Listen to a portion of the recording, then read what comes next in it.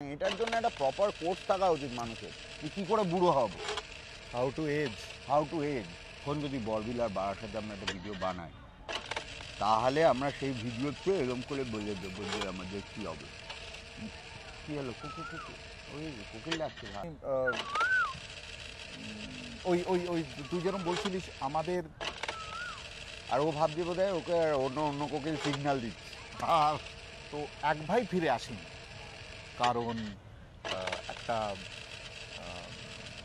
বড় ভাল্লুক থাবা দিয়ে মাথাটা সরিয়ে নিয়েছে। আরেক ভাই ওইটা দেখে ফিরে এসে আত্মহত্যা করে।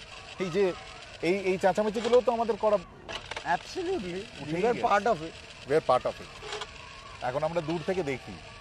হ্যাঁ, কারণ আমরা যদি এটার মধ্যে ঢুকি, প্রথমে বলবে যে শিং ভেঙে বাছুরের দল, কিন্তু এইটা করেই তো বড় হয়েছি। এইটা যে কোনোদিন চলে যাবে সেটা কেউ খেয়াল করি না। চিন্তা কিসের বয়সে, কিসের ছোটবেলায় এসব চিন্তা ফিন্তা হতো না, বড়রা নিজেদের সামলে নিত। এখন কেমন বড়দের সামলাও, ছোটগুলো বড় হচ্ছে সেটা সামলাও, ব্যালেন্সিং অ্যাক্ট করে এই স্যান্ডউইচ বলছিলি যে হ্যাঁ, স্যান্ডউইচ তো বটেই। আমার তো মনে হয় মানে চাপের স্যান্ডউইচ এটা। তার কারণ হচ্ছে না বড়রা কথা শোনে, বিকজ তারা বড়, তুই কি বুঝিস আমার কথা এড়ে যায়। মানে এমন, আমি এই শব্দটা ইউজ করবো, এড়ে ঢিট হয়ে যায়। ঢিট গাঁট এই সব কিছু ককটেল হচ্ছে একটা সার্টেন বয়সের মানুষ হয়ে যায়। তারা তখন কোনো ফ্লেক্সিবল অপশনই নেবে না। এবং কোন চাপে? যখন তারা অসুস্থ প্রচণ্ডভাবে, আরও ওটা বেড়ে যায়। ঠিক তখনই তারা তাদের শৌর্য ফলানোর চেষ্টা করে। এবং আমাদের চাপটা ভাব যে একটা লেভেল অবধি তর্কাতর্কি করবো না, এটা করতে হবে, তোমায় এটা যেতে হবে না, এটা ডাক্তার বলেছে ফলে মানতেই হবে পুরোটা। এবং উল্টো দিক থেকেও মেজাজ চড়ছে, এবং আমরা বুঝতে পারছি যে প্রেশার বাড়লে তো ওই দিক দিয়ে অসুস্থ আবার হয়ে যাবে, ফলে এবার ফিরে আসো। এবার কাকে একে তো শহরটা একটা ওল্ড এজ হোম, গোটা শহর 90% না 70% বাড়িতে পরের জেনারেশন না কলকাতায় আছে, না কলকাতায় ফিরতেও চায়। এবার যে কজন আমরা থেকে গেছি, তাদের ঘাড়ের ওপর একটা মেজর দায়িত্ব যে বাড়ির যারা বয়স্ক আছেন, মানে সেটা ইমিডিয়েট বড় না হয়েও একটু ডিস্টেন্স বড়, মাসি, পিসি, কাকা, জ্যাঠা, এইগুলো ব্যালেন্স করে চলতে চলতে আমার না ছোটবেলায় পাড়ার একটা ক্যারেক্টারের কথা মনে পড়ে, যারা মানে ইগোটা আজীবন রেখে দিল। এবং তাতে যেটা হলো, তাদের পারিবারিক স্পেসটা ঘাঁটাই রয়ে গেল। আমাদের বাড়ির উল্টো দিকে চক্রবর্তী দাদু ছিলেন। উনি তখনকার সময় একটা খুব ভেরি সিনিয়র রোলে ছিলেন, এবং খুব প্রাইভেট জব, বাট ভেরি মানে ওয়েল পেড, কারণ ওনার বাড়িতে ফ্রিজ, টিভি, টেলিফোন, এবং ওনাকে নিতে গাড়ি আসতো। আরে বাপরে, সাংঘাতিক ব্যাপার। উনি এমডি ফেমডি লেভেলে হয়তো ছিলেন, তো ছোটোবেলায় তো অত বুঝতাম না, দাদুর কাছে দেখা করতে যেতাম। ওনার ওই ব্যাপারটা ছিল যে ওনার যখন বয়স হলো, মেয়ে তখন দূরে থাকতো, ওনার দুই ছেলেই খুব একটা কিছু করেনি। তারা বাবার যেহেতু প্রচুর পয়সা দেখেছে, তাদের আর কোনো মোটিভেশন আসেনি। এইবার মেয়ে এসে ওনাকে অফার দিয়েছিল যে তুমি আর মা আমার কাছে গিয়ে থাকো, এখানে তো এরা দুজন কিছুই তো আমাদের দেখাশোনা করবে না, আমাদেরকে একটু আমার কাছে গিয়ে চলো। গেল না, মেয়ের শ্বশুর বাড়িতে আমি কী করে গিয়ে থাকবো। যেটা হলো যে জেঠিমা এবং জেঠু ক্রমশ একটা মানে এত একাকিত্বে চলে গেলেন, দুই ছেলের কেউই খুব একটা পাত্তা দিত না। সেটাই আর কি, মানে এই তখন যদি শুনে নিত, হয়তো এদের দুজনের শেষ বয়সটা এত কষ্টকর হতো না। কারণ আমি জেঠুকে দেখেছি ওই গরমের মধ্যে বাজারের থলে নিয়ে বেরোতে, জেঠিমা রান্না করেই চলেছে, কারণ জেঠু আবার বাইরের হাতের লোকের খাবে না। এবার একটা সার্টেন বয়সের পর মানুষের শরীর তো ইটস এ মেশিন, ওর তো একটা ক্ষয় আছে। এইটা ডিনাই করাটা না খুব গন্ডগোলের। মানে এটার জন্য একটা প্রপার কোর্স থাকা উচিত মানুষের, যে কী করে বুড়ো হব, হাউ টু এজ।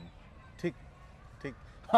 আমার মনে হয় যে ওই আমাদেরই উচিত যে যারা ভলেন্টারিলি যাওয়া, পার্টিকুলারলি না নিজেদের কথা বলছি না, সেটা তো উচিত, কিন্তু এখন হুম। যখন আমরা কর্মী মৌমাছি আছি হুম। তখন যারা বয়স হচ্ছে আমাদের তাদেরকে নিয়ে যাওয়া উচিত, এবং এটা সরকারের তরফ থেকে করে দেওয়া উচিত যে তোমাকে একজন কাউন্সিলরের কাছে বা হোয়াট এভার সাইকোলজিস্ট তার সঙ্গে হ্যাঁ, কথা the বলাতে হবে। psyche of হ্যাঁ, যে যে দেখো এই এই জিনিস তুমি সম্মুখীন হবে, তুমি জানো কিন্তু জেনেও কিছু করতে চাইছো না, এবার আমরা তোমাকে বলে দিচ্ছি উপায়, তুমি মেনে চলো প্লিজ, যে এই এই এই এইগুলো করবে ছোটদের এই চলো প্লিজ, হ্যাঁ এইটা শেখাতে হবে, মেনে এইটা চলো প্লিজ। এইটা অসম্ভব আমার মনে হয়, কারণ দ্য ইগো কিকস ইন, যে আমি তো এত বছর সামলেছি, এদের আমি বড় করলাম, এরা আমায় এসে জ্ঞান দেবে, ঠিক।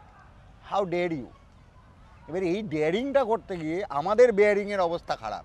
কিন্তু দেখ এইটা মানে আমি জানি না, আমি তুই আমরা আমরা যখন এই জায়গাটা যাব, আমরা কি একটু বেটার প্রিপেয়ার্ড থাকবো, নাকি আমাদেরও এখন বড় বড় কথা বলছি তখন আমরা ওদের মতনই হয়ে যাব? তখন যদি বরবিল আর বারাসাতে আমরা একটা ভিডিও বানাই, তাহলে আমরা সেই ভিডিওতে এরকম করে বলে দেবো যে আমাদের কি অবস্থা। না, সে বলে দিতে পারে, কিন্তু এই ভিডিওগুলো তো আমরা তখন দেখে বুঝতে পারি, মানে আমার মনে আমাদের রেফারেন্স পয়েন্ট, তো সেটাই তো বলছি, বুঝতে পারি তাহলে কি তখন হতে আমাদের হবে করা, না, হ্যাঁ কি এটা হতে এটা হবে একটা না। সুবিধা। যেমন আমাদের আগের জেনারেশন বা তার আগের জেনারেশন কোনো রেফারেন্স পয়েন্ট রেখে যেতে পারেনি, হ্যাঁ, কারণ ডকুমেন্টেশনের না, প্রবলেম ছিল। রেফারেন্স পয়েন্টটা পুরোটাই এখানে আমাদের। হ্যাঁ হ্যাঁ। সেটা ঠিক। এবার এবার এইটার তো একটা ক্ষয় আছে। কি হলো? কুকু কুকু, ওই কোকিল ডাকছে ভাই, বসন্ত এসে গেছে। না না ওইসব ছাড়, তাহলে যে জায়গাতে আছি এই ডাক সিন নেই, এগুলো পাই না। এটা বরবিল টু বারাসাতে স্পেশাল, বরবিল টু বারাসাতে, থ্যাংক ইউ ভাই, থ্যাংক ইউ বস। না কিন্তু আমি আমি ওই ওই ওই তুই যেরকম বলছিলিস আমাদের ছেড়ে বুড়ো হতে দেবে না দেয় বোধ হয়। না না না দেখ, আজ এ মন দিয়ে শুধু কোকিলের ডাকই শোনা হোক। এইটা কিন্তু মানে আমি একটা অদ্ভুত ইয়ে করেছিলাম জানিস তো, একটা ভিডিও আছে দেখবি 87-এ কোনো একটা আইল্যান্ডে বা নিউজিল্যান্ডে কোথাও একটা, এবং এগুলো করা হতো। হ্যাঁ আমি তো করতাম তো, কোকিলকে নকল করা। আর ও ভাবছে বোধ হয় ওকে অন্য অন্য কোকিল সিগন্যাল দিচ্ছে। এই অন্যদের গানটা ছিল না, বোকা কোকিলটার গলা শুকিয়ে কাট, গাড়ি আজ লেটে দৌড়চ্ছে। হ্যাঁ হ্যাঁ, না ওই একটা ভিডিও আছে ইউটিউবে পাবি, এনাফ এনাফ, ওকে আর ইয়ে ইমিটেট করে ওকে ধন্দে ফেলিস না। যে একটা পাখি যেটা এক্সটিংক্ট, তার ডাকটাকে একজন রেকর্ড করেছে 87 সালে বোধহয় লাস্ট শোনা গিয়েছে, একমাত্র সে বেঁচে ছিল, তার ডাকটাই রেকর্ডেড হয়েছে। তো ওইটা নিয়ে একটা লেখা একজন কে বলেছিলাম, সে খুব সুন্দর লিখেছিল, খুব ট্যালেন্টেড একজন রাইটার। তো ওইটা তখন কাজের জন্যে দেখলাম, করলাম, কিন্তু তারপরে আমি ভাবলাম যে একটা জিনিস শেষ হয়ে গেল, তার লাস্ট ওই রেমনেন্টটা, সেইটা আজ আমরা বসে বসে বসে বসে শুনছি, সেটা নিয়ে লেখা লেখাচ্ছি অনেকটা, মানে হ্যাঁ আমাদের মানে তুই যে সময়টা নিয়ে কথা বলছিলি সেটার মতন। আগেন তোর মনে আছে আগে ওই আকাশে এত তারা থাকতো, ফাঁক পেতাম না, গ্যাপ পাওয়া যেত না, এবং এই জবেটা প্রথম জেনেছিলাম যে তারার যে আলোটা আমি দেখছি, সেই আলোটা কত কত কত বছর আলোকবর্ষর আগে দূর থেকে আসছে, এবং কত আগে থেকে আসছে, তার মানে সেই সময়টা খুব ঘাঁটা, তার মানে টাইমলাইনটা খুব ঘাঁটা, টাইমলাইনটা খুব ঘাঁটা, এবং সেই সময় তার মানে আমি সেই সময়কার আলো দেখছি যখন হয়তো হোয়াটএভার ডাইনোসর ছিল বা হোয়াটএভার, হ্যাঁ হ্যাঁ সেই সময়কার আলোটা আজ আমি দেখলাম, হ্যাঁ। তাহলে আমি কি পাস দেখলাম? ইতিহাস। ওই দুজন এর কথা বললি তুই, মানে তুই চক্রবর্তী দাদু, হ্যাঁ বরবিলে দেখেছিলাম এক দম্পতিকে, তাদের 2 ছেলে ছিল, বড় মার্চেন্ট নেভি বা কোথাও একটা কাজ করতো, খুব সুন্দর দেখতে ছিল। তো দুজনে অদ্ভুত, মানে দুজনকে নিয়ে ওই তখন একটা জিনিস জানিস তো, তখন কি হতো যে বয়স্ক এই এই ব্যাপারটাই মাথায় ঢুকতো না, না সেটা ঢুকতো দেখতে না। আলাদা, হ্যাঁ। পাকা চুল আছে, হোয়াটএভার হ্যাঁ। আছে, কিন্তু বয়স এনার্জি লেভেলটা যে আলাদা সেটা একেবারে। বোঝা যেত। এবারে ওদের যা ভালোবাসা ছিল, দেখতাম যে ওদের দুই ছেলে মার্চেন্ট নেভিতে রয়েছেন। তারা যখন ফিরতো এখানে এসে দামি দামি উপহার টুপহার নিয়ে, তো ওই তাদের বাবা মা আর কি, জেঠু জেঠি বলতাম, অবাঙালি কিন্তু তাও, তাদের মুখ পাল্টে যেত। তারপর তাদের মুখ পাল্টাতে দেখলাম যবে এই দুজন শিমলিপালের জঙ্গলে গেল ঘুরতে, এবং মদ খেয়ে একদিন সকালবেলায় কারোর কে না জানিয়ে অবভিয়াসলি শিমলিপালের ওই মানে ফরেস্টের একদম ভেতরে ঢুকে গেল, কাউকে না জানিয়ে সকালবেলা মদ খেয়ে একটু ওই ভোরবেলা। তো এক ভাই ফিরে আসেনি, কারণ একটা বড় ভাল্লুক থাবা দিয়ে মাথাটা সরিয়ে নিয়েছে। আরেক ভাই ওইটা দেখে ফিরে এসে আত্মহত্যা করে। এবার অনেকদিন পর সেই সন্তানহারা দুজনকে দেখেছিলাম। এই প্রথম বুঝতে পেরেছিলাম যে লোকগুলো আলাদা। যাদের বয়স ছিল কিন্তু আমি বুঝতে পারতাম না যে তারা বয়স্ক, তারা এবার দেখলাম আলাদা হয়ে গেল। এটা আলাদা লাগছে, মানুষ এর মতো এনার্জি শিফট, এবং শুধু মানে ছাপ, একটা অদ্ভুত ছাপ। ওই ছাপটাকে আমি কোনোদিন ভুলতে পারবো না। ওই আমি জানি না, মানে আমার ইনফ্যাক্ট ডেথ এর সঙ্গে প্রথম সাক্ষাৎ মানে মুখোমুখি হয়েছিল হচ্ছে আমার বড় মামা।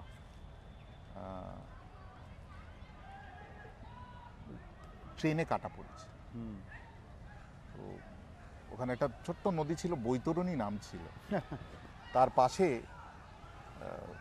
ওই চিতা করে করা হয়েছিল। তো আমি দূরে আমাকে বসিয়ে রাখা হয়েছিল। অবভিয়াসলি আমি দূর থেকে দেখেছিলাম, কাঠফাটা রোদ্দুর, আর মাকে সামলানো যাচ্ছে না, স্বাভাবিক। আমার মামি মা তো বাড়িতে, ছেলেরা, আমার বাবা সবাই মিলে এ করছে। তো অদ্ভুত। এবং অদ্ভুত কথা জানিস তো, ওই বড় মামা আসতো ওই ওই ওই বড়বিল থেকে একটু দূরে বাঁশপানি বলে একটা জায়গা আছে, ওখানে আমাদের মামার বাড়ির একটা ব্রাঞ্চ ছিল আর কি। তো ওই বড় মামা আসতো ব্যাংকের কাজ করতে বড়বিল যেহেতু টাউন ছিল, কোনো ব্যাংকের কাজ হতো। এবং তারপরে এসে একবার ওই দুপুর নাগাদ চা খেয়ে যেত, বাবার সঙ্গে একটু গল্প করে, আর মা মানে বোনের কাছে একটু চা খেয়ে চলে যেত। শুক্রবার মানে মানে দুদিন আগে এসেছিল এবং আমার জন্য একটা ক্যাডবেরি এনেছিল। চকলেট থাকলে খাবই, কি একটা কারণে না আমি খাইনি।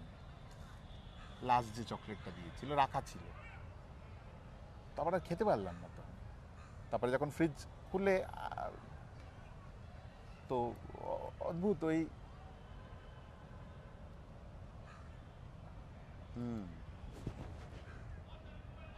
এরকমই হয়। মানুষগুলো যারা চলে যায়, তারপর প্রিয় জিনিসগুলোকে আমরা আস্তে করে উইথড্র করে নিই। এবং তখন তো খুব ছোট, তখন 6 বা 7 এরকম, 6 আমার বোধ হয়। কিন্তু ছোটবেলাটা এমনই, 6 বছরে আমি দেখলাম ওই রকম একটা ঘটনা আমার সামনে।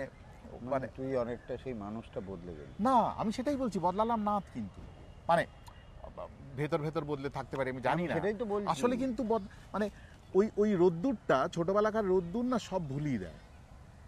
আবার অনেক দিন পর এই এখন আমার এইগুলো, এত বছরে আমি কিন্তু কোনো সময় বড় মামার কথা মনে আসেনি, ওই সিনটা মনে আসেনি। 40 পেরোলাম, মনে হচ্ছে যেন মানে আমি একদম মানে যদি আঁকতে পারতাম এঁকে দিতে পারি কি ঘটেছিল, কোথায় ছিল কে। কিন্তু ছোটবেলার রোদ্দুর আবার ওইটাকে কোনোভাবে এত সুন্দর ক্যামোফ্লাজ করে রাখে। এই এই এই এই উকিলটাও, এইগুলো হচ্ছে টাইম পোর্টাল।